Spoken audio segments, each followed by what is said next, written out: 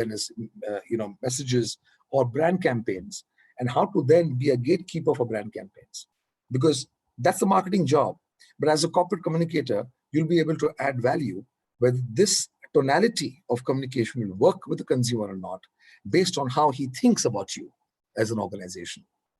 So therefore, having a marketing brand management backdrop or some experience or some qualification will help you to do a damn good job in terms of marketing communications, brand and marketing communications, right? So these are some of the stuff that happens within the gamut. And what keeps me busy all day is to ensure that we are a proactive department, a proactive unit. So if if there's a query from the media, if there are somebody is trying to play foul or try to put some kind of story which is against you, you need to engage with them, give them the right information, and make sure that the story which comes up next day in the print or online is balanced, it is neutral, so that people don't say that, look, I tried to reach out to the company, but nobody bothered to get back to me. So I'm going to write the story based on my sources.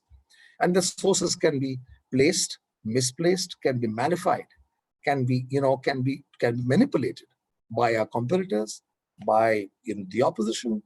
So the various factors which actually bring in your company into negative news, because you're not engaging, because you're not sharing information with the journalist or with the government or with the NGO or with an activist who feels that, your company needs to do these things better to, say, manage the environment or to have a proper social connect. So engagement with these, continuous engagement with these guys is extremely important for people to say that if I go to this company for information, I will get the right information and I'll get the information on time, right? So these are some of the jobs that keeps me busy. There are the various protests that keeps on happening in this country and also outside. You'll also appreciate what is happening with Adani Group in Australia, where we're building a very large mine. We're going by the law, but the protesters have made life so difficult, and they're carrying all kind of fake news, which impacts the overall brand. And therefore, how important it is for me to engage with these group of people and to convince them that whatever the company does, this company is doing for the benefit of the people of Queensland or of Australia, in terms of bringing in money and exchequers and jobs for a lot of people. At the same time, making sure that the impact on external environment, etc., is going to be as per the norms by the government of Australia. So a lot of stuff which happens. There's a lot of storytelling that we do from the company's point of view. For example, in COVID, the amount of help that the Adani Group has reached out to the central government, to the various state governments. Through Adani Foundation, we reached out to millions of people on the ground which needed help. Not just food and shelter, but women empowerment, skilling, training, masks with the ventilators, opening up our hospitals to ensure that free treatment and free cases are being done on the affected people, right? So all this communication that we did in the last 3 weeks, it's actually touched 190 million people in India, 190 million. So it just goes to show that if you're doing good work, if you're doing community work, if you're doing social work, if you're doing some stuff on the environment, you're doing some stuff on something called the ESG, which is environment, social, and governance, and they treat you as a credible company, people will engage more with you. People will absorb and consume that news much more than just a brand launch or just a M&A activity that we bought this company, from the NCLT proceedings. So the tonality of voice, your brand promise, your brand positioning is important. But when you are positioning your brand, and what is brand positioning? Brand positioning, nothing but what do other people will think about your brand when I think about Adani or a Reliance or a Mukesh Ambani or a Mr. Modi or a Rahul Gandhi or a Trump. So that's the brand positioning. And the brand positioning has to be real. It has to communicate the same messages consistently. Your body language, your tonality has to be humble. The tonality has to be in line with the positioning, etc., etc., etc. So I think these are all the jobs that a corporate communicator does. You guys are all now final student of BMM. You've done some work for 3 years on mass media. You've obviously done some work on advertising. There have been some chapters and some subjects on events, on public relations. Uh, I think, what does it teach you? What does all these 3 years that you have studied in BMM teach you? Teaches you the importance of media, teaches you the power of media, teaches you the way you would communicate your key messages consistently to a group of people. It teaches you that if you're not transparent, teaches you if you're not honest, you will lose credibility. How to build credibility of the brand. It teaches you many, many ways of storytelling or story writing. It teaches you what is the messages. It teaches you who are the messengers. And today, and not just COVID, but in the last, I used to work with Hindustan Levers about 10 years ago, and I was heading communications for a very large region within Unilever, and I was in London for some time. But Hindustan Lever then and now still remains to be the #1 advertiser in India. Number one. Today, its advertising spends are close to 3.5 to 4,000 crores. 10 years ago, it was about 1,500, 1,800 crores. By far the largest advertisers. That spend on total budget of advertising, which was 90% on print and television, has come down to about 50% on print and television. And 40% is now allocated to digital and social media. Everyone is going digital. And I think you've also done a master class with a good friend of mine called Vivek, and you understand the importance of digital. So another skill set that you must add to your BMM, and there are multiple courses that is available. Yang will also help you out. The courses which will give you a 3-month course or a 2-month course on digital and social media PR. So digital PR is very different from what we would do in terms of messaging on social media. But people are moving to digital social because it's becoming an internet savvy country. Technology is moving ahead. The levels of education is going up in rural India. You'll see that the print will now, slowly over a period of time, will come down. Anyway, struggling. It's only thanks to rural India where people are getting more educated. So they read the newspapers. In urban centers, you see that it's all on mobile, on the go. It's on your laptop. It's on your phone, right? And post-COVID, you will see that the dependence on print, early morning Economic Times or Times of India in my hand, and Mint will slowly keep coming down at the urban centers. I'm not saying that the print editions on PDF or on online will disappear, not as of now, because they are credible newspapers over 50, 80, 100 years. And people would love to be in touch with news from that point of view. But digital and social media is where people are moving. So not just the marketing and brand management understanding. And if you got a job in sales earlier, we're doing some internship in sales, pure sales management. I still remember in my first year of MBA, I'd gone to a company called Godfrey Phillips. It's called GPI, which sells Foursquare cigarettes. And I used to live in Bandra. I used to be positioned in Muhammad Ali Road and the whole Tardeo area for a month selling Foursquare cigarettes on the streets. That experience of that 45 days that I spent selling cigarettes, and I had to write a form, as a feedback from people.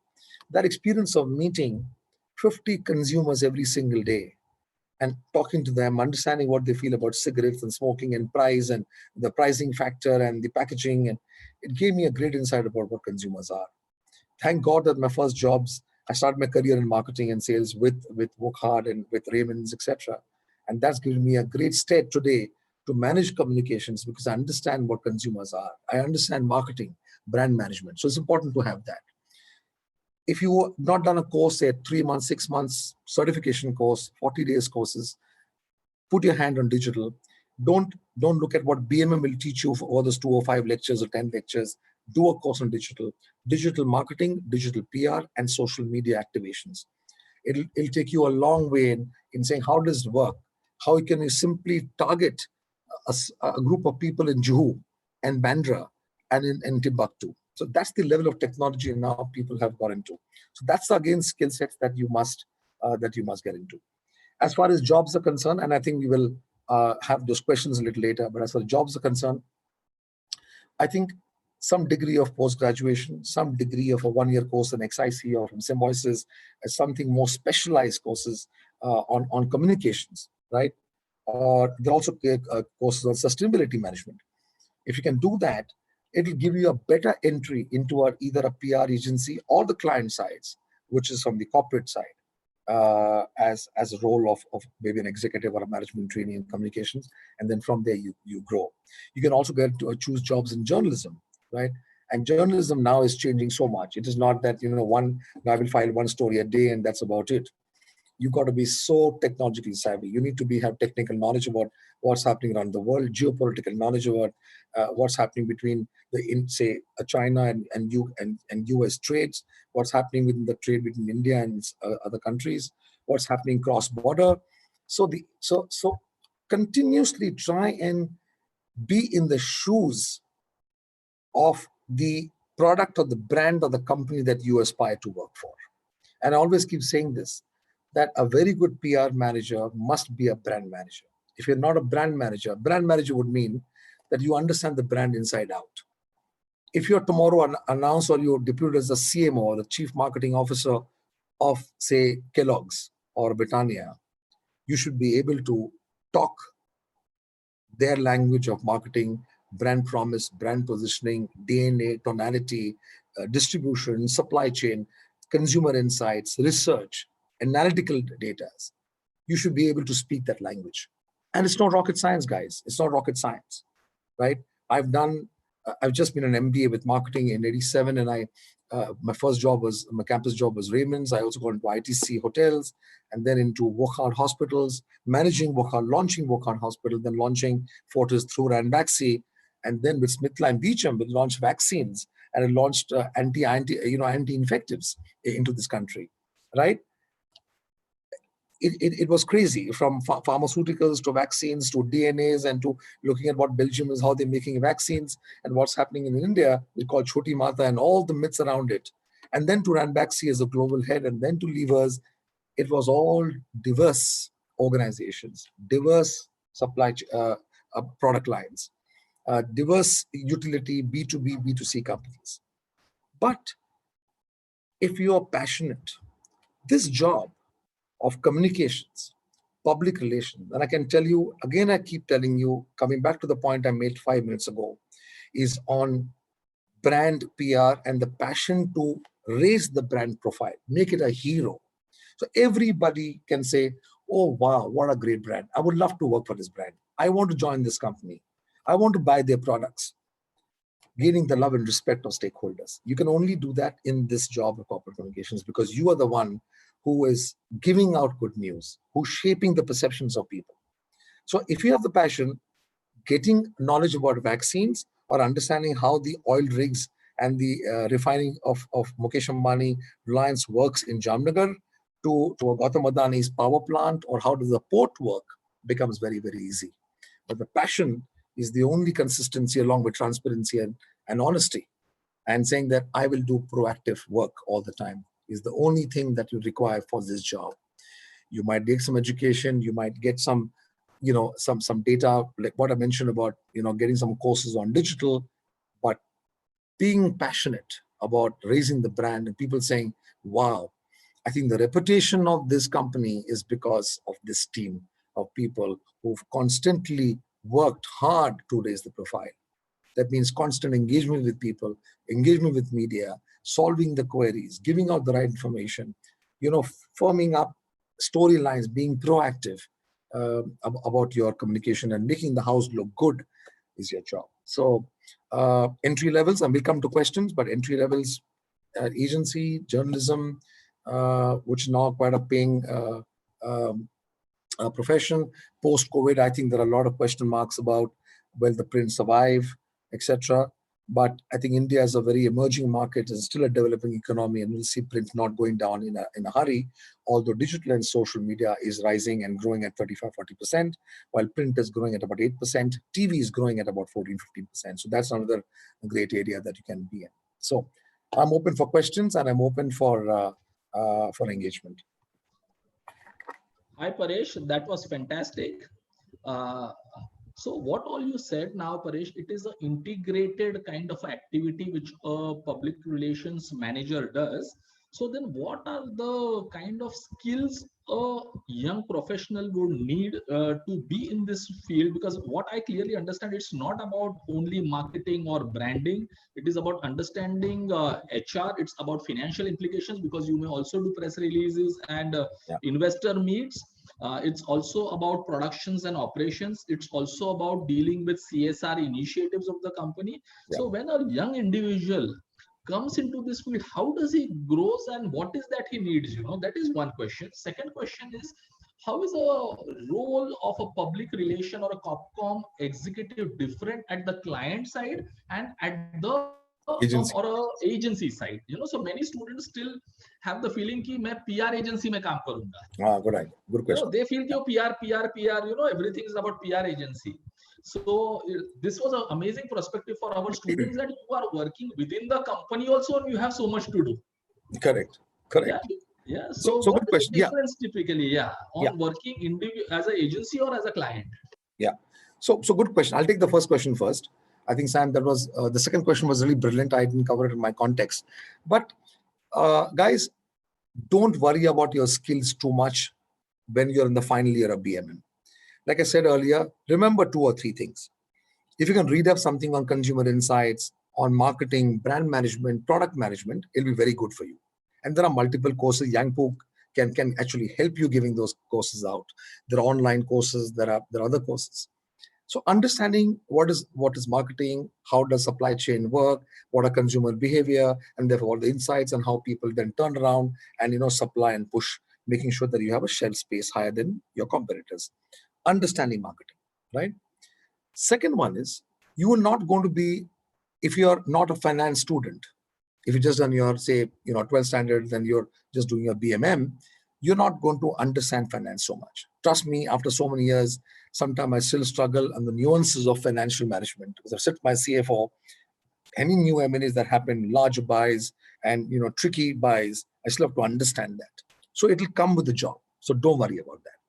Basic understanding of P&L works, helps. You have a couple of classes and subjects in financial management in BMM, I understand. Maybe do a little bit, maybe a 2-week or 3-week course on the basics of finance or basics of financial management. Third, and the most easiest way to do this is employee engagement. So read up on some case studies of human resource stories or HR stories by good organizations. So Tata is a great example. Infosys is a great example. Of course, Unilever is a great example. P&G is a great example. Mahindra and Mahindra, Aditya Birla Group, all these Indian companies, Reliance now. You look at, I was so Adani Group for 2 years. The kind of employee engagement we do outside. When I was sitting outside, I didn't have the right perception.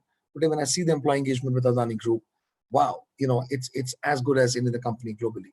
So read up on some of these case studies on what does an employee think about the organization when he comes back, comes to work. What does he want? What is it for him? And how do we communicate that? So what are the myths that he's got in his mind, and how do we engage with him? How do we raise his profile? So 3 or 4 these things, if you can understand and learn, don't worry about government affairs too much, right?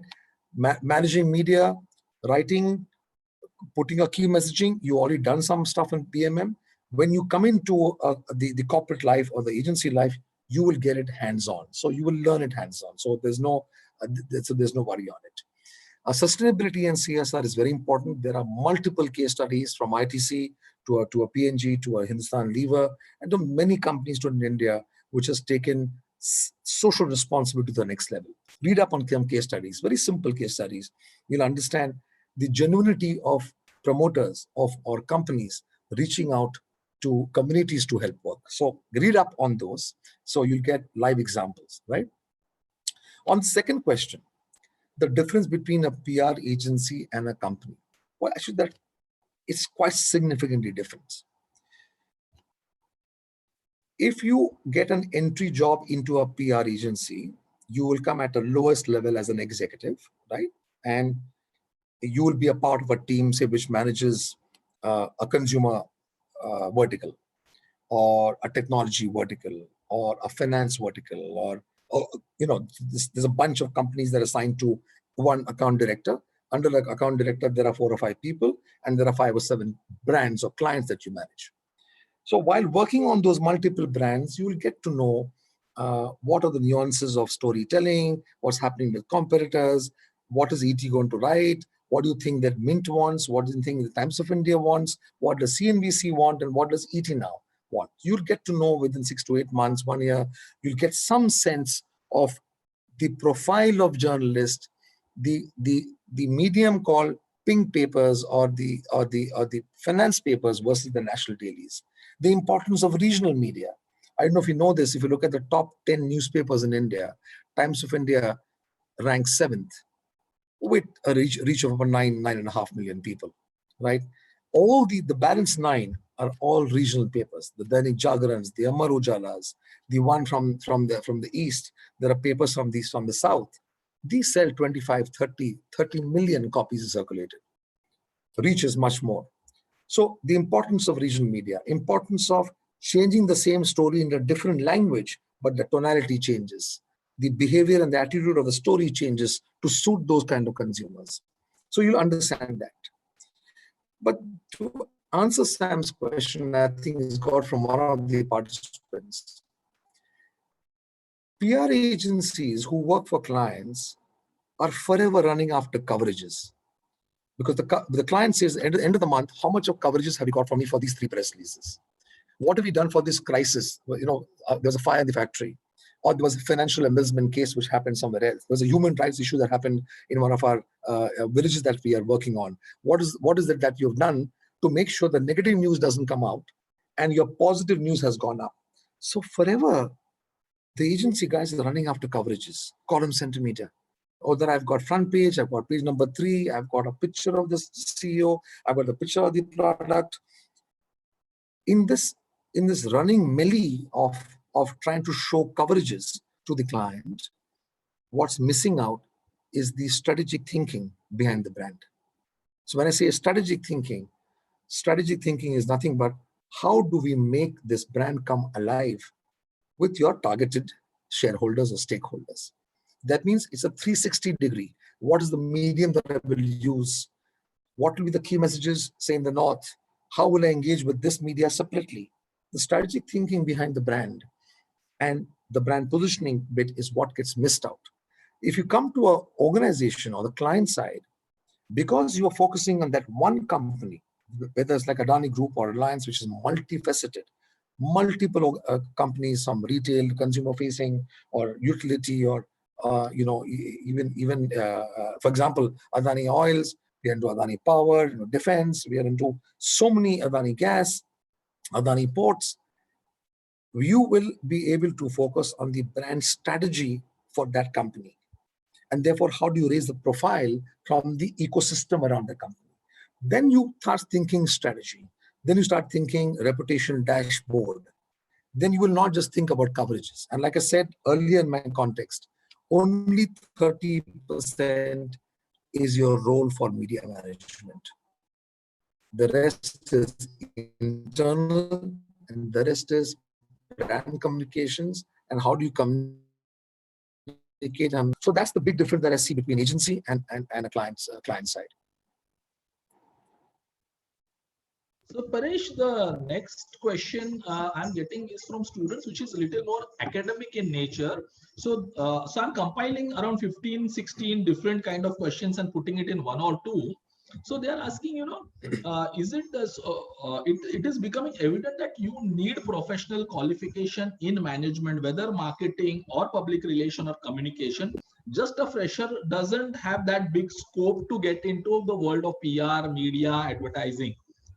So that is one question. Do we need postgraduate qualification, and if then what kind of qualification? One which we answered also, but because so there are questions, comments saying ki was what we thought was not this complex. So there are questions again, people ki I want to be a sports journalist, I want to be a fashion journalist, I want to work in brand launches. So all of this also again requires understanding of marketing, branding, sports, some kind of integration of curriculum and content. Is that correct? Or a fresher can just get as an executive and then move his way up? Yeah. So if I'll give you example. Sam, good question. I'll give you an example. So I know where the question is coming from. At this juncture of your third year BMM, you're wondering what else do I do next? But I'm sure there is some area of interest that you've got. Somebody will have sports. Somebody will say that I want to do only FMCG shampoos, very the sexy FMCG. Somebody will say I want to do, say, fast moving consumer goods.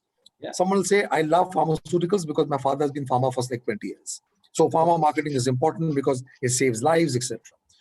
Wherever that interest you've got, you pick that interest. It could be one or two or three, it doesn't matter. So don't worry about that one interest. It could be one or two or three. Read up on that, read up upon the case studies on that specific vertical. Join the company or agency that you want to. If you're into sports, then look at a company which is not just a sports management company. It could be Puma, for example, right? Or it could be Nike. It could be P&G.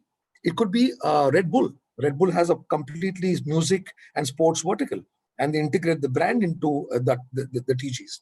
Look at these companies which has got a sports as a product or sports line as a product. Look at Reliance, which is starting now, which is ISL. They're into ISL. Anita Ambani is all over the place as far as her passion for sports, and she's promoting sports in India, right?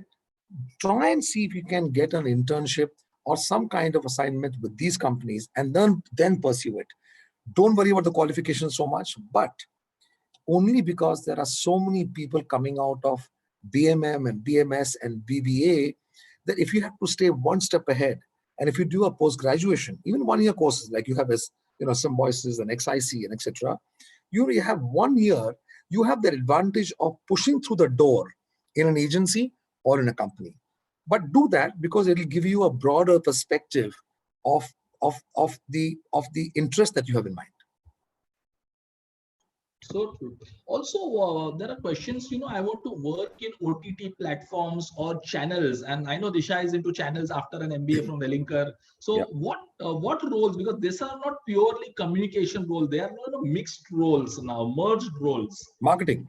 They are marketing, but also involve communication because they will be amplifying the entire event or something. Correct. So what kind of roles happen in channels or a YouTube or a OTT platform typically? And what is there a PR role in that or a communication combined role in that? Yes. So if you look at Viacom, you look at the erstwhile Star, which has now become Disney, and you look at all these now.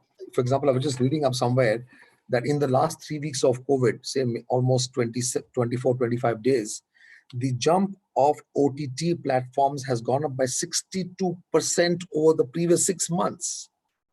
The consumption of just your screen time on television and OTT plus your digital formats has gone up by 52, 54%. And this is going to continue. So this jump, this spike will not remain there, but it will significantly rise over a period of time. It's already at 25, 30%. So I think it'll go up about 40%. Now that's where everybody's going. In the OTT, so managing channels, it's a marketing and communications job. So you again look at the consumer, the viewer, as to what the viewer is looking at, because he's also getting exposed to the global content. Right? He can go to any channel today and he can consume a global talent. He can see American shows, he can see Chinese shows, he can see Mexican shows. What is he really interested in? How do you in the back end go and produce those shows for him? And then amplify that for him to have his eyes on your channel and not to change the remote. It's a great integrated job with marketing and communication. So it's very interesting. And they also pay you not bad. The culture is great. You have to work really hard. My daughter is in Sydney and she was in Viacom, passed out from Wellinger. It's a good 12-hour job. But the high that you get when your every monthly report comes saying, oh, you know what? I have gone up my market share has gone up by 1.5%, 2%. Oh, I beat in this channel this month and that week. That high is something different, right? Unlike a very large company like an FMCG or automobile company or a mobile company where the market shares might take 1 year, 2 years to move. Even Hindustan Lever market share, say from a RIN or a Lux, might take, if you do a damn good job, might move by 1% because the consumer base is so high. They're talking to 800, 900 million people. And here you're talking to maybe 5 million or 3 million or 2.5 million people. So the high is great. And I think OTT, Sam, and channels is the way to go. And they're looking at people. Perfect. So Paresh, now I will open up for people to ask us live. So friends, those who are having questions ready, please raise your hand at the button down, and I will take you live one after the other. Yeah. So first I see Smita Deshmukh. Smita, I'm going to take you live. Then there is Devendra Bhatia, second. Yeah. Yeah, sure. Yeah, Miss Smita, you can ask your question. You have to unmute your mic, please. Hi, good evening. Interesting times to be. Paresh, actually, I'm a former journalist and I ventured into PR after 22 years as a journalist. I was in Times for 15 years. Wow. And I can see that as of now, crisis communication seems to be on the top of the mind of every person in COPCOM or whether it's in the government. So I wanted to know, how do you react to Government of India's crisis communication vis-a-vis COVID-19? What are the things you're happy about? And what are the things you would like the government to do in the coming weeks? Because as you know, it is a developing pandemic. Yeah. Hi, Smita. Good that you could join our fraternity. I've got great regards for the journalists because that's a very tough job. And then when you come into an agency or a client, I think it just makes your the company's life easier because you know what the reader wants. Yeah. So before I answer your question, there's one thing that I missed out by talking about is about crisis management and how to deal with crisis management. Typically, in all my roles earlier, especially in the last 20 years, I've looked at issues management, Smita, and not looked at crisis because obviously crisis can come up any point of time. Typically, it'll come always on a weekend when you had a hard week and you just want to relax and have a morning massage, and that is the time when the crisis will hit you. But by and large, if you can map the risk areas, the vulnerability areas to which there could be an impact on your company's businesses or reputation. So I'm sure as a journalist for so many years and times you know what I'm talking about, but very seldom the corporate communication people or the agency people don't look at the risk areas. They think is the job of the CFO or the job of the chairman and the apex to look at the vulnerability and say, look, I will manage it. But the red flags coming from the reputation point of view. So if any leak here or any leak there, and I'm sure you being a journalist earlier, that one little news that will go out, it'll multiply. And in today's world, it'll multiply not 10 times, it'll multiply 100 alpha times, right? Because social media and all of that. So one thing that I've successfully done, by and large, and you can't really win all the battles, is if you can cover save your butt on this 80% of the risk factor, including the pandemic. And why I'm saying is pandemic, because we work in Australia a lot, and we have got a lot of stuff coming in from China. We got a lot of stuff coming in from South America. We always said that in case if there is any force majeure that might happen, in these. So one is fire, one is IT, somebody's hacking it. One is saying that, look, if I don't have my governance model in place, I might fall flat in the eyes of the rating agencies, for example, right? So these are all risk factors. If I go to Myanmar, will I be hit on my image? So all that stuff will be risk factors that are listed down 10, 20, 25. We have these monthly meetings with all the senior people, including the group CFO, the corporate affairs guys, the legal guys, the chairman, the CEOs of the business, every month, and we review these risk factors. And how do you mitigate and how do you close the gap and say, if this hits you, what would be your reaction and how prepared are you? Right? So this is one thing. So I focus on issues management. Specifically with crisis on COVID, I think we knew right from December this is coming up, right? We took it very, very, very, very lightly. I think we are sheer lucky. I'm a great fan of the Prime Minister Modi, great fan of him. I'm a very apolitical person, but I must tell you that I think not just Modi, but a lot of chief ministers, which are non-BJP guys, also have taken a call, like Maharashtra government. If you see, look at Punjab, look at Haryana, look at Kerala, the way they have acted in locking down the country has helped us. And I think we're also very lucky because, as Indians, our immune systems are so strong with all the antiviral drugs that we've had right from the time we were born, right? Whether it is anti-malarial or antiviral drugs, that has helped us to not have so many big numbers. From a direct question as to what's the government done, I think in a country with 125 crore people, out of which 80 crores are literally on a daily wages, on a day-to-day basis, including the farmers. I'm talking about small farmers having 1 acre plus, and the autos and the maids and the ward boys, etc. I think that 80 crore people are so far surviving. There could be issues in a country of our size and the hunger that we've got here, but the kind of packages that they've released, the amount of NGOs and community work that is happening in delivering food on a day-to-day basis, the governments opened up their PDS systems. I think so far so good. If these numbers become bad, which I think we are just about going to flatten the curve, but the next 4-5 days are important. If we can go through the next 5 or 7 days, I think we'll be okay. But if this explodes from here, then I think we'll have social unrest. We will have problems. We will have people on the road. There could be looting, there could be arson, because typically in developed markets, this is what happens when you see that I don't get my right. So going forward, I think the only way what he could do is to make sure that there's a lockdown, ensure that we've started some testing. We are very late in testing because it's a poor country and we were not prepared. But we just got the kits yesterday, and I think they've started rapid testing. So they're doing the best in the circumstances. It's easier in the US, but look at where US has gone. It's very easy in Europe, but look at where Europe has gone, right? I mean, I know of people, my friends, batchmates who are in Spain and Italy, and they are literally, I can't see them on a video call, because I can see them crying, I can see them nervous, and they think that the end is near. That situation, touch wood, we don't have it here.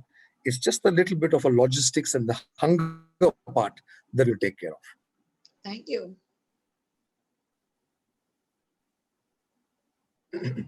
Paresh, great. I'll take the next question, Paresh. Yes.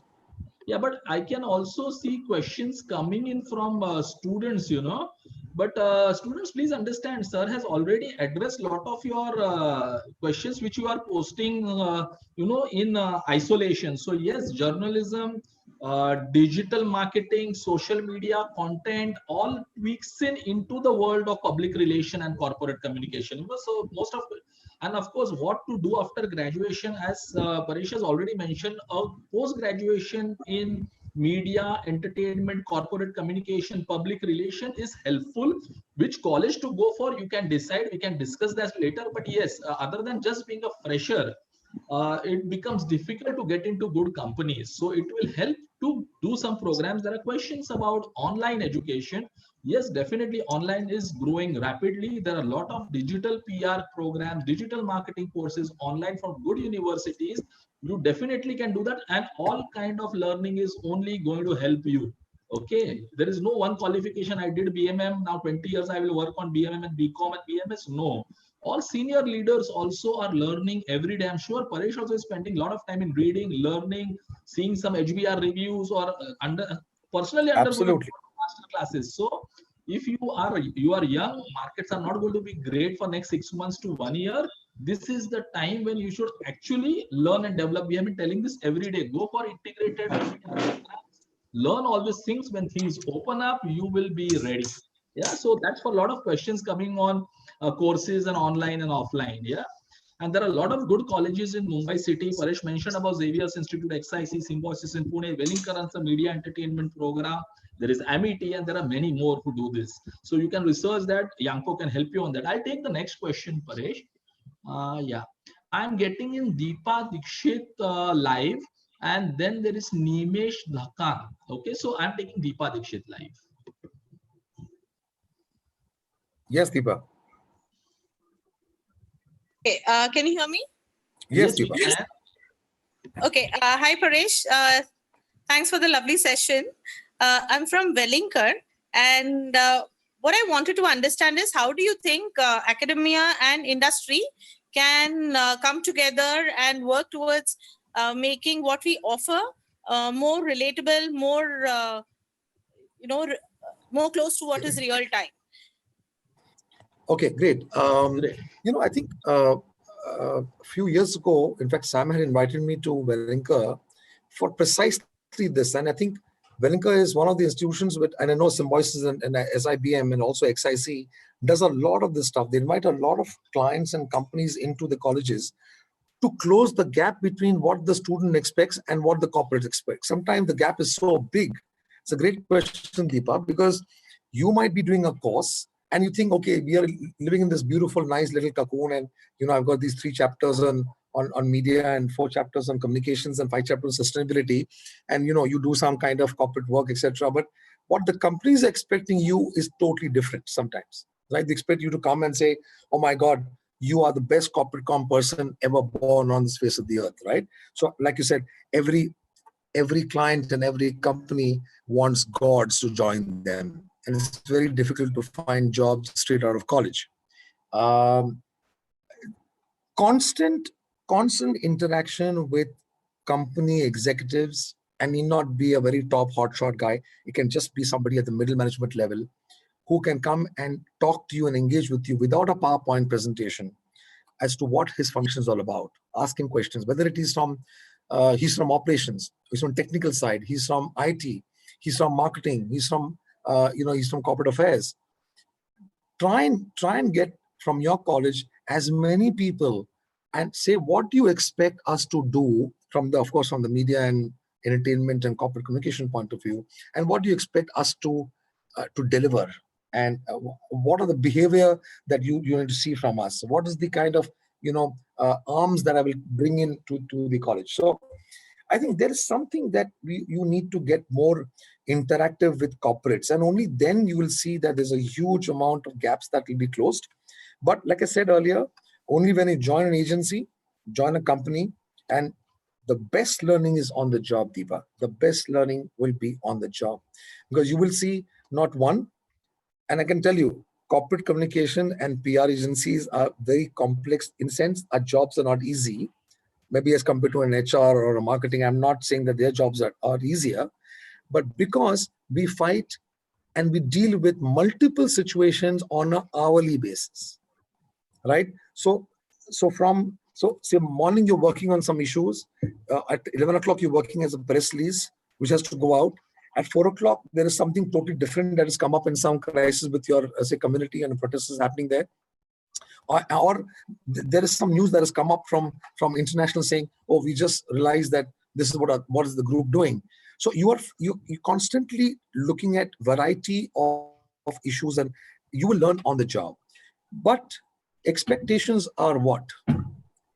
I'll go back to just one thing: the passion to work for the brand. Do not feel bad about whether you know everything or you don't know anything, doesn't matter. Like Sam said, I'm still learning. Just yesterday, I was learning some stuff on what's happening with the US and China trade post-COVID is over.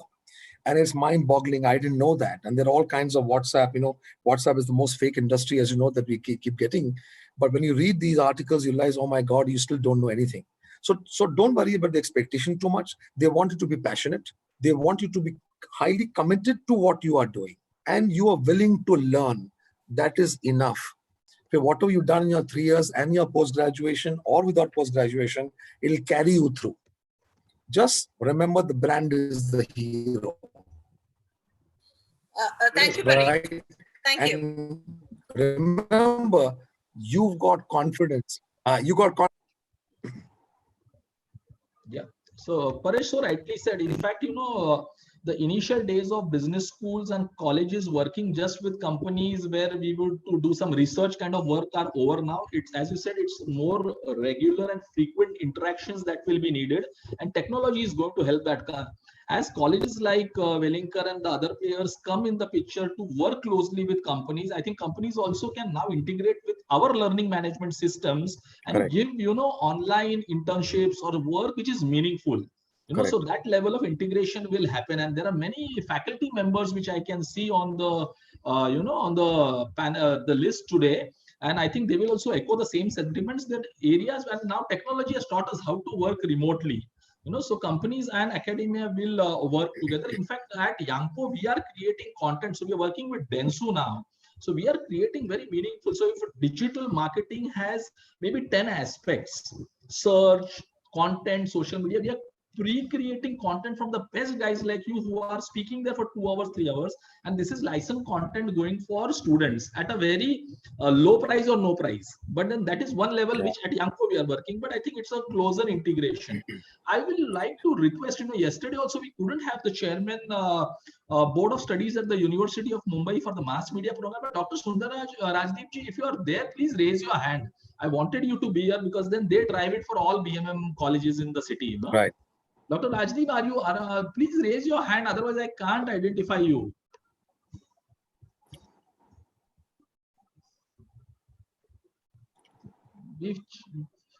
Okay. Till then we will take. On your Sam, on your previous comment that you made on the courses, etc. I just want to add to what also Deepa said. Is I have a team of 40-50 people now, and it's growing every year. And I still think that some of the team members who with orientation. So I'm going to come back to you and say that how can we have a reorientation of corporate comm teams, brand custodian teams with the latest trends, new age media trends, and come to Wellinger or go to Symbiosis or wherever and do a 2-week with you, in-house, so that they also kind of, because every day that we work, we are then back to work and then we're kind of learning on the job. But I think some orientation is very important.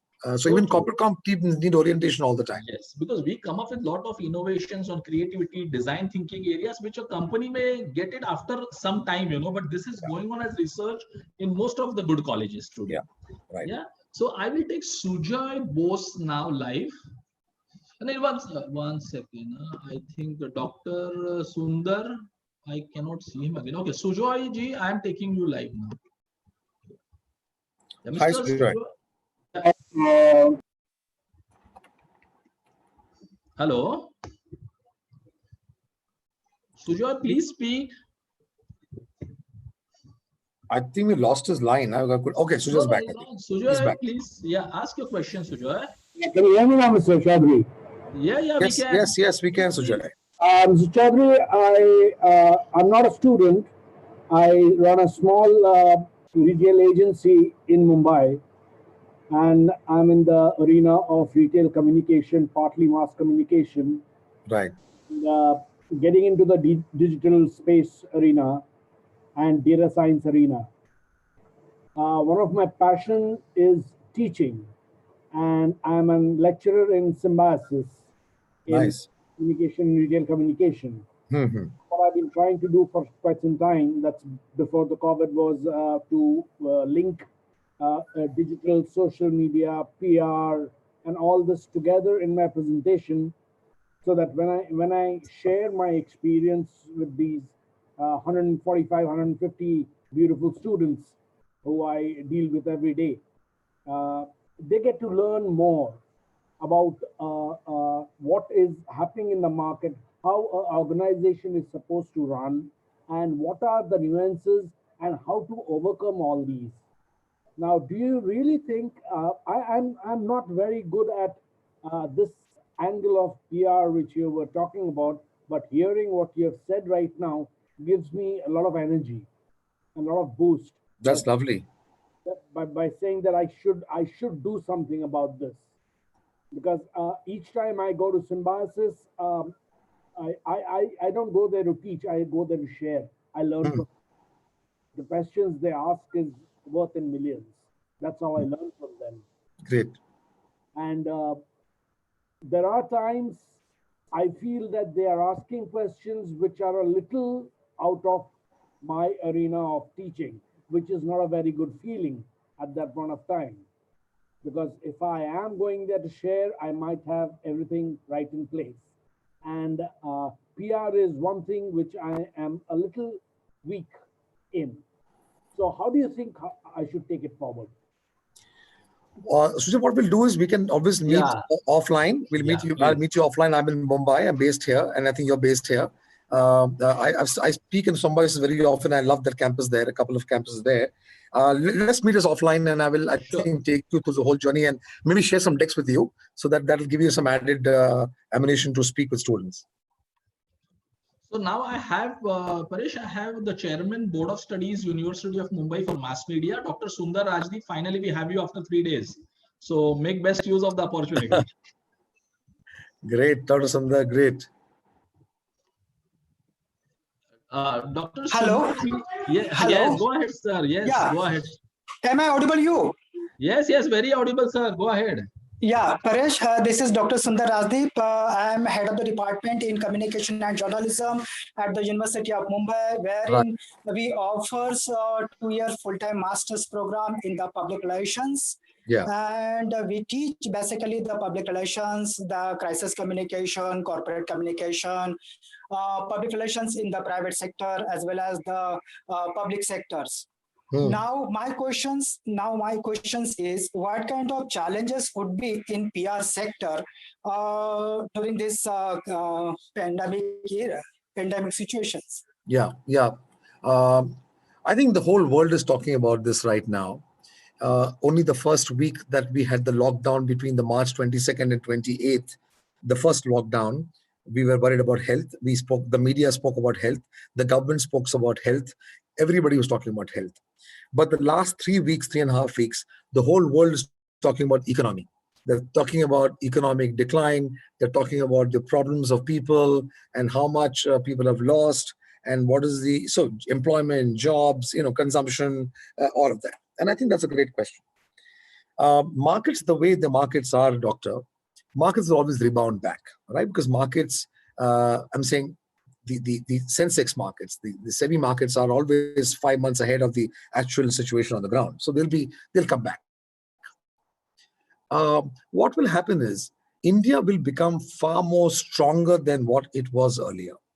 The government has anyway been thinking of how to make India the business destination around the world. For the last 20 years, the way India has grown is only grown because of the number of people that we've got in this country who are buying, who are eating, who are consuming, and the economy is also growing, so the incomes are also growing. So consumption is growing.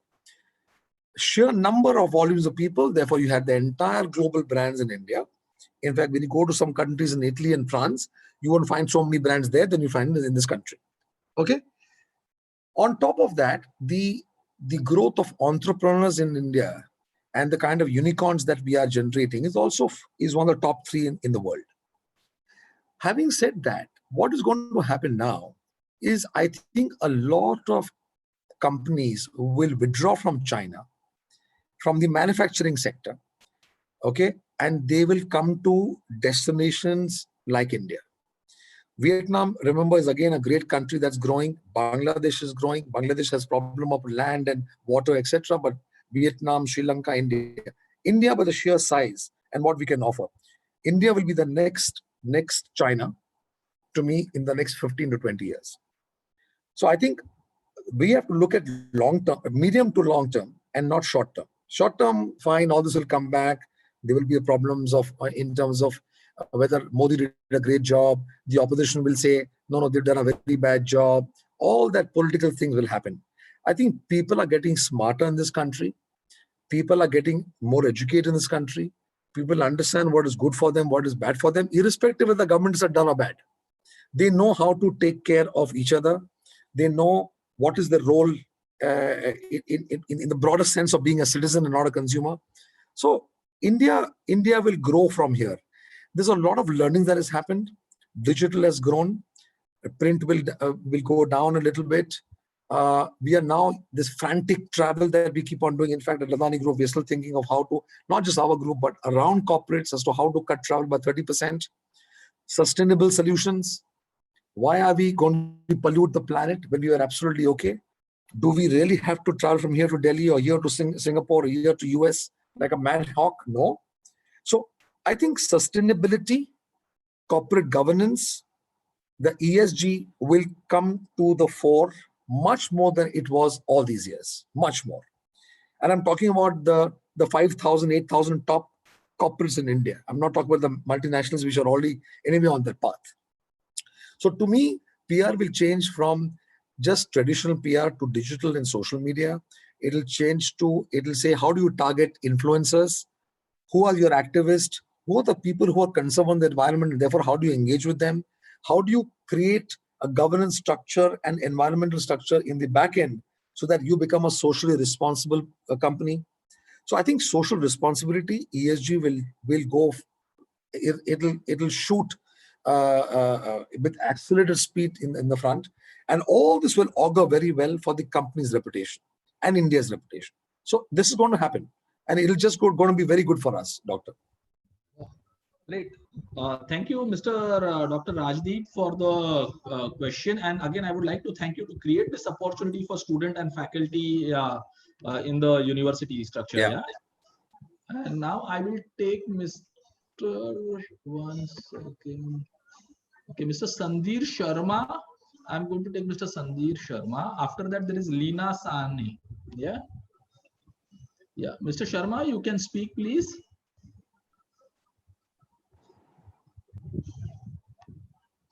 Mr. Sharma, you have to unmute your mic. Yes, That's please. great. Yeah. Thank you, Samirji and Pareshji. It's indeed a wonderful session. I'm Dr. Sandhir, Dean Chitkara Business School. Oh. I was just wondering that if I can take your suggestion, and probably on behalf of all B schools, we are running 11 different specializations in our business school for MBA programs. In last 2 years, I have seen a very different thing happening. Many of my HR students are in good positions for marketing roles, and many of our marketing students are taking their career forward in some HR positions. So Yes. there is a lot of interdisciplinary movements happening. Though we ourselves created those electives: marketing, finance, human resource, supply chain. But what I'm noticing is that in the last 2-3 years, these things are getting integrated, and probably the industry requires a skill set which can cater to all these specializations. So how to create, as a B school, how to create that kind of integration while dealing with the students, and how to convince the students that, look, if you're a marketing student, you can look up to a finance company, you look up to a PR company, you can go to an HR firm, and see, ultimately you may have to do everything that you have learned throughout your MBA program, but don't consider yourself a part or a different from any other domain of business management. So how to integrate all those things and bring it to the classroom for the students, and students need to be convinced that yes, each elective, each domain is good for them. They need to understand the balance sheets, be as a sales guy or an HR guy. So the finance is an important part of it. So I want your suggestion and comments so that we can actually work on it. Yeah, I think Sam will be the best guy to answer this question, because this is very at the level of school and MBA. Yeah, and then I'll give my comments. Yeah. So Paresh, what Dr. Sandhir is saying, first let me introduce Dr. Sandhir. Sir, I did not know it was you, because I didn't see the doctor there. So students and faculty members in Mumbai city, Dr. Sandhir Sharma leads the management business school vertical at the Chitkara University in Chandigarh. It is one of the finest universities. Yes, of course. I have personally visited. So Of course. Dr. Sandhir has been one of the very driving force behind. They have more than 25-30,000 students in an integrated campus. Wow. And the founders Ashokji Chitkara and his son Mohit Chitkara, and this entire team, they have done a phenomenal job of multidisciplinary things. Right? And it's commendable that from there they are operating and they have their relationships across the country. So with this kind of a backdrop, Paresh, what sir was saying makes a lot of sense, because the days of silos are gone. I'm a marketing guy, I'm a finance guy, I'm a HR guy. So Completely. it's a shared learning integrated model.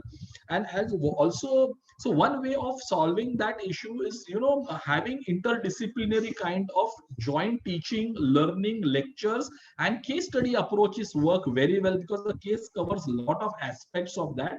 And this is actually the essence of any management education or graduation education, because the student now knows 10 different things in spite of he being into that kind of a model, So, and in fact, we work very closely with Chitkara for the Harvard Business School University collaboration, where even for engineering and for hotel management and legal, they are incorporating Harvard case studies in the program. Okay. So very, very relevant, Dr. Sandhir, what you are saying. It is about being an integrated manager and not about a silo-driven person. Yeah. Paresh, probably you can add to it because Yes. what Yes. happens there. Yes. So, Doctor, great to connect with you. And I think someday Chandigarh is my favorite city. So, the next time I'm there, we'll definitely look up to you. And when you come to Bombay, do come home. I think if you're not an all-rounder in terms of basic understanding, I'm not talking about skills or education. Basic education is important to lay the foundation.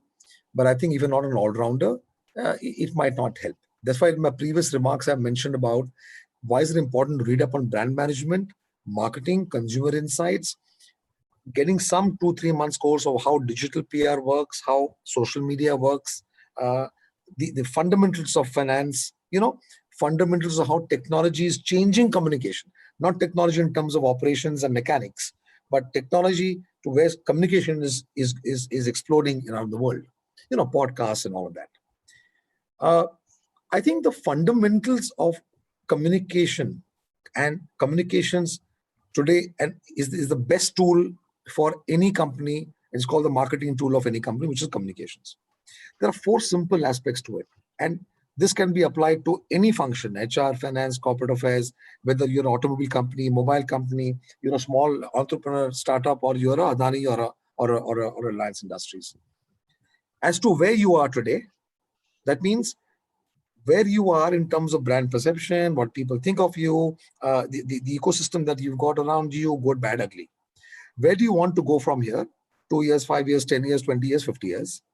How will we reach that journey so that the whole strategy part will come in? And whether have you reached there or not? These 4 steps will make you you can apply the integrated formula to these 4 steps. But if you don't have the basic knowledge of that domain, then it becomes difficult. And getting domain knowledge of even the most boring industry can be very easy because you have the passion. So domain knowledge, having some understanding of how the communication works, and saying these are the 4 steps that I want to always think about and apply as a communications manager, then life becomes easier. But integrated is the way to go. You cannot, there's no silos. You cannot go and say, oh, I have only worked in a finance. My father's been a CA. I want to be only in a financial management company. It will not work.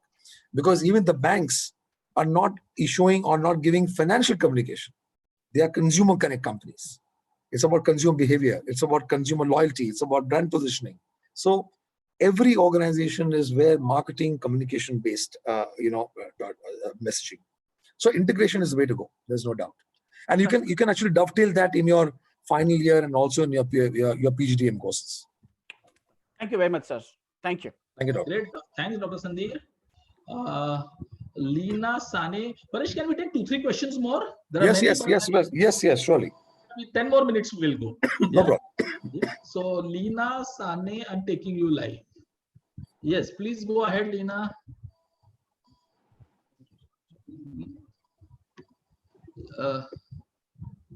Leena Sane, if you are there, you have to unmute your mic, please. Yeah. Hi, Samir. Am I audible now? Yes, very much. Please go ahead. Yeah. Hi, Paresh. Hi, Samir. Hi, Leena. Actually, I'm an ex-employee of ExxonMobil, and I have a rich experience of logistics of last 60 in logistics supply chain. Wow. And after that, I've left my job, and last 5 to 6 years, I'm at home. My question is, like, I was always interested in PR communication. Somewhere I feel I'm very good at communication. But having a rich experience in logistics, and right now I'm doing a garments business, can I cope up with the digital marketing world? Absolutely, Leena. Absolutely.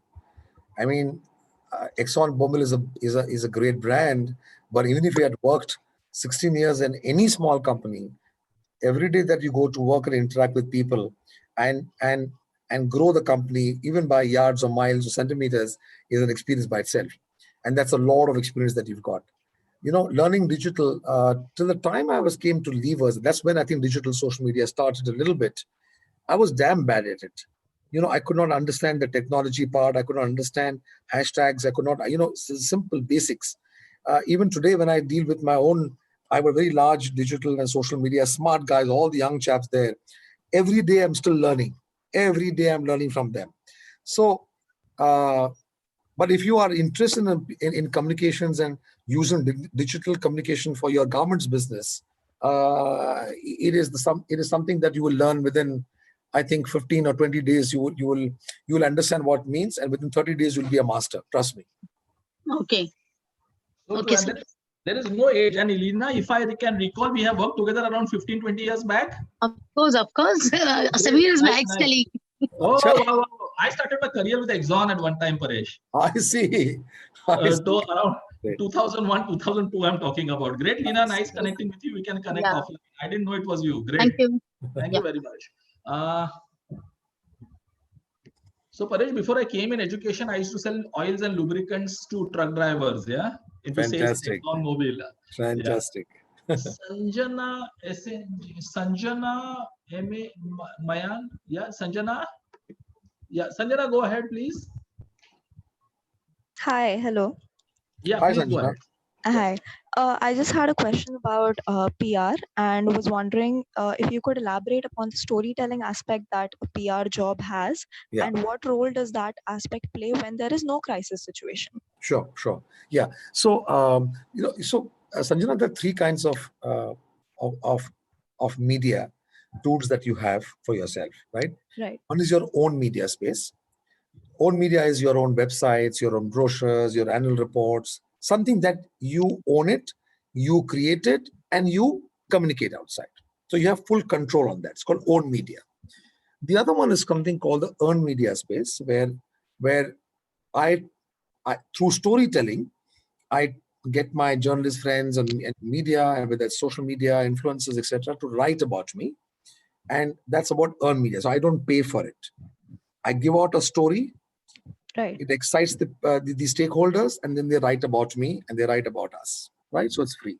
The third part is the paid media bit, where advertising is a paid media route, right? So you see these advertisements on television, on print. It's called media buying.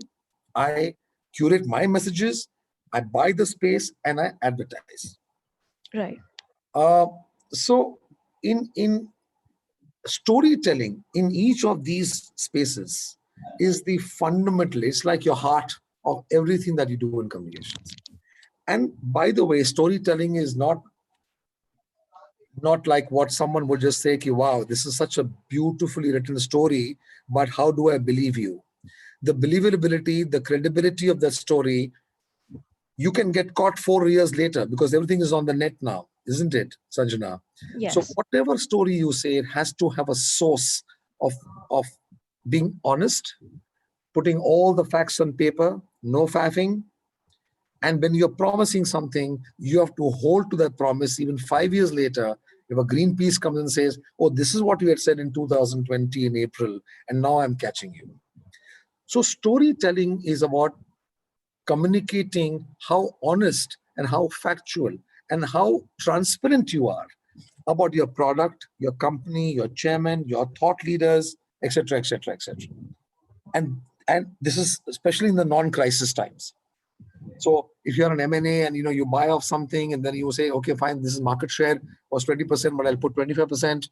All this will impact your stock markets. It'll impact credibility. And then once you lose your credibility, very difficult to come back. So storytelling is important, but the simpler it is told, the more honest it has been told, the more transparent it is sold. That is storytelling. Okay. All right. Thank you so much. Thanks.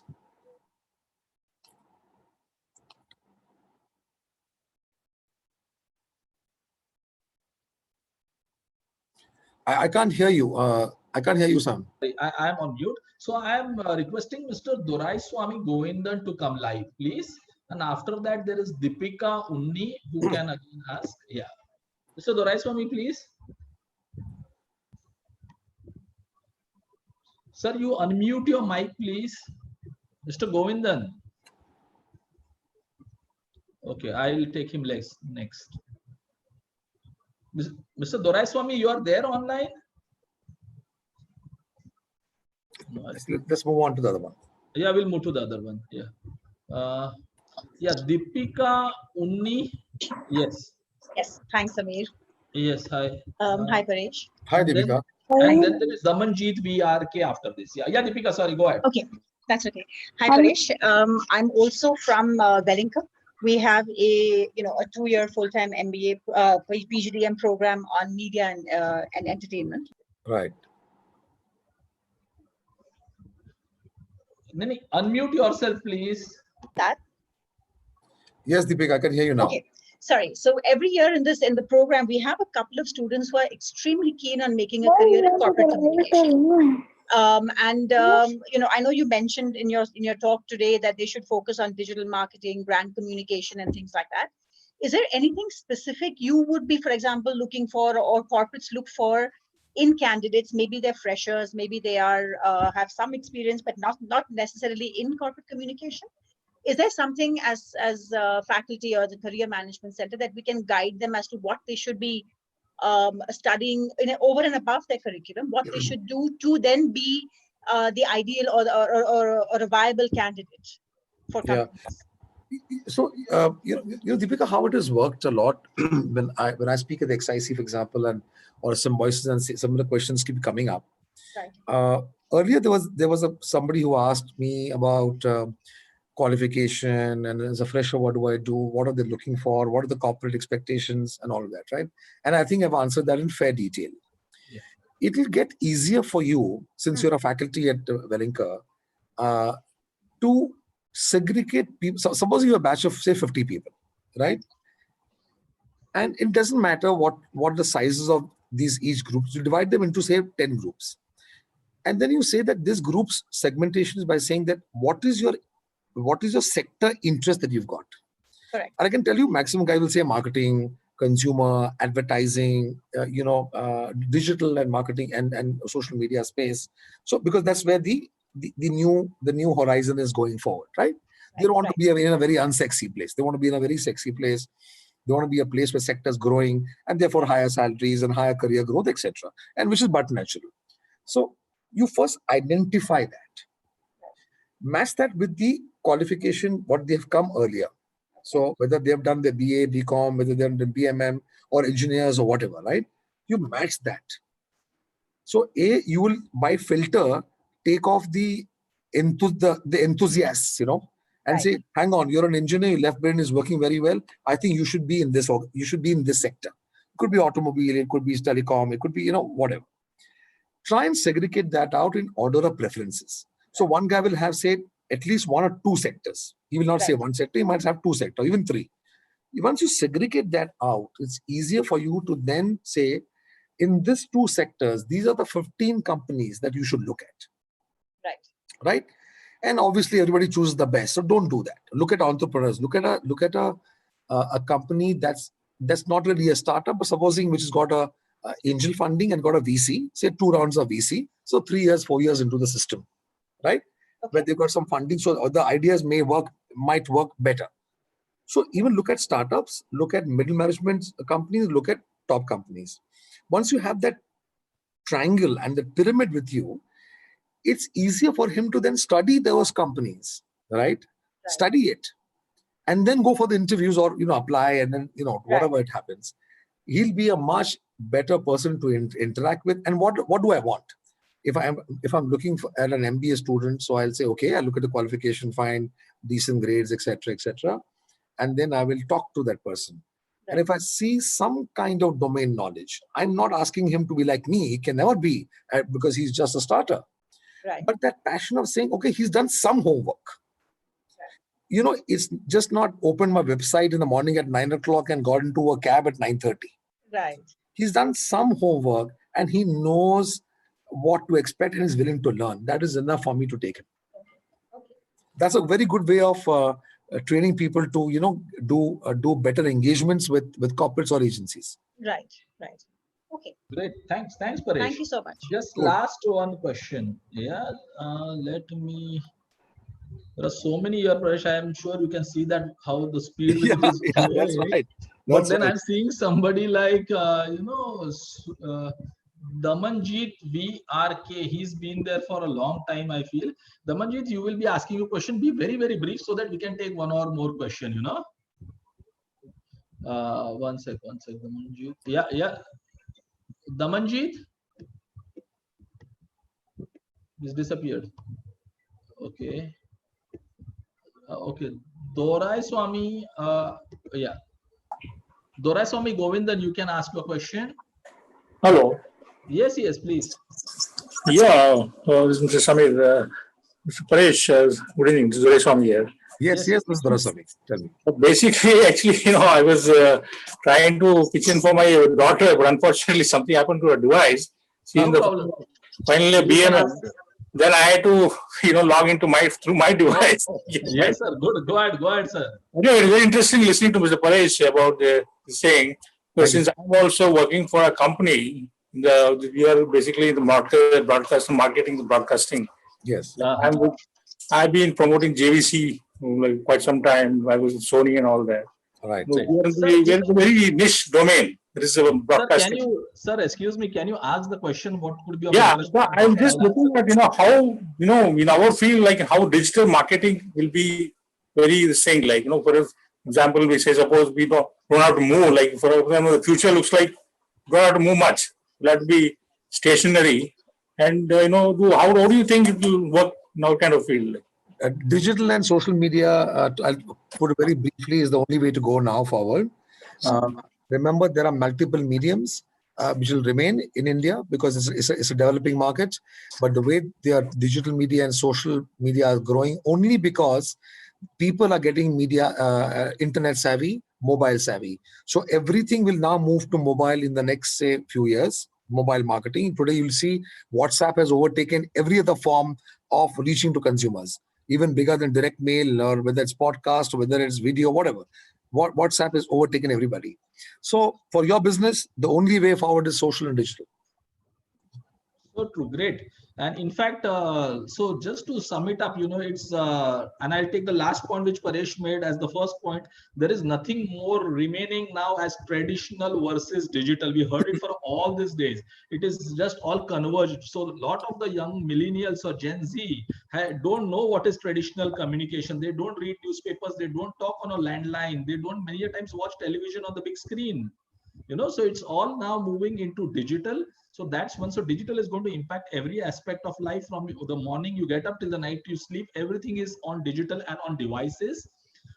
In terms of the content and what youngsters should do, yes, they can go in for PR, corporate communication, social media, employer branding, and sports journalism. But then the understanding of an integrated media entertainment ecosystem is very, very important. On the question of whether we should go online programs or we should do classroom programs, in classroom, whether an 11-month post-graduation program is better or a 2-year program depends on your caliber, your fee payment capacity, the amount of time you are willing to invest into your academic curriculum. All those will the things matter to you. But yes, every kind of learning, a plain vanilla BCom, BMM is not going to take you any further, because the world is today about elimination and not about selection. Second, one aspect with Paresh, probably I didn't ask it then, but yes, you can be independent freelancers in the world of public relations, or you can be content specialist, and there also you will need qualification. Nobody's just going to take you because you write very well, then you will get 3 rupees per word. And we don't want to do that. You have the next 20, 30 years with you to grow in life. So wherever possible, as an educator, I would say, focus on postgraduate education, look at good universities and colleges in the city if you are from Mumbai or nationally, and that will help you to do that. And before I end and I thank Paresh, again, I would like to remind you, tomorrow we have a phenomenal session by Mr. Arun Iyer. Arun has been one of India's finest ad film maker, the best brands from Uber to a Google India campaign, to Google Maps, to your Byju's, to many of the Unilever brands are all made by Arun Iyer. He has been the chairman of Lintas. He's been the national creative director of Lintas, and now he runs a very unique concept, which is known as Spring Brand Capital. They invest in your brand, they create. So Epigami kind of a campaign for Deepika Padukone, which you saw, is done by a company like Spring Brand, which Aruna here represents. And they take a stake in your company. They understand your brand. They do the campaigns for you. They get the celebrities for you. And then they become your venture fund through their marketing and branding and advertising knowledge. So Paresh is tomorrow, Arun is going to address us at 5 o'clock. Fantastic. Do join in for that program. And Sure. finally, Paresh, thanks a lot to be a part of this Board of Studies in Mass Media, University of Mumbai and Yanko Executive Education joint masterclass and guiding the students into what actually is this world of media and entertainment. And I'm sure after this, the students will realize it's a huge universe. You will fall short of time and ideas if you get into it, because we're handling from HR to crisis. Correct. And there is a challenge every day. And I would like to end it with a quote, risk is the only security in life, and the PR guys and the communication guys know it, They Yeah. deal in risk Yeah. and reputations every single day. Correct. So I thank just you want to very make much, one Paresh. one Yes, last please. comment, Sam, that and I always keep telling people this, that this is the only function Yes. that you can impact people's lives the day you come to work or you don't come to work. Yes. So that is the beauty of communication and Wow. reputation management. So true. Great. Thank you very much, Paresh. Thanks for Thank calling you me, very sir. much, Sundar Rajdeep sir. And see you tomorrow all at 5 o'clock again for our grand finale. Tomorrow is the last session of this webinar masterclass on New Age Media Careers. I'm signing off. Dr. Samir Karthanis from Yakko Executive Education. Thank you. Thank very you so much, guys. Bye-bye. Bye-bye.